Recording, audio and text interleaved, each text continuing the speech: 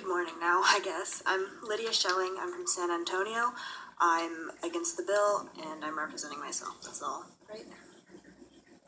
Yes, I've got you just representing yourself against the bill. I'd also like to point out that I am a 17-year-old girl who many are claiming to protect with this legislation. But more importantly, I'm the daughter of a transgender man, and as a child, that didn't mean much to me. I was raised in a loving home where anything I took interest in was encouraged. History, nature, dressing up the dogs, you name a hobby a 6-year-old would have, and my dad supported me. My father raised me with Catholic values and impressed upon me a strong sense of charity, which he taught through example. He worked hard to understand me, even learning how to braid my hair. I don't think anyone could seriously say any of those things are moral agendas. I never knew why dirty looks were cast our way, or even why my father was robbed and beaten while celebrating Halloween.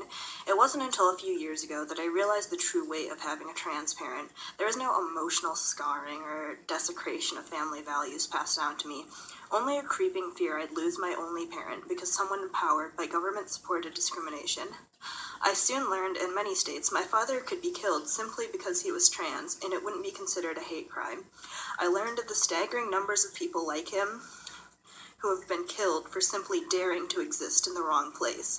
I learned of the horrifying rates of suicide, physical abuse, discrimination, and sexual assault in the trans community, and what was even more jarring for me was the fact that my dad had already become some of those statistics himself. It was no longer an issue separate from me, it was my issue, and that terrified me.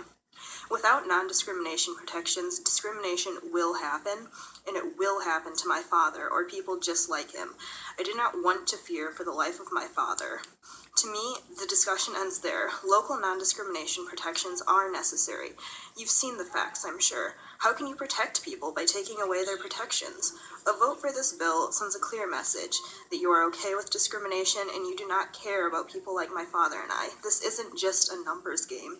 I don't want to lose PAX South in San Antonio, but more than that, I don't want to lose my only father because someone thought it was okay, since these rights and protections are being so publicly attempted to being publicly attempted to just rip them away from trans people. If there was any questions, you did a good job honoring your father. Thank you so much. Ash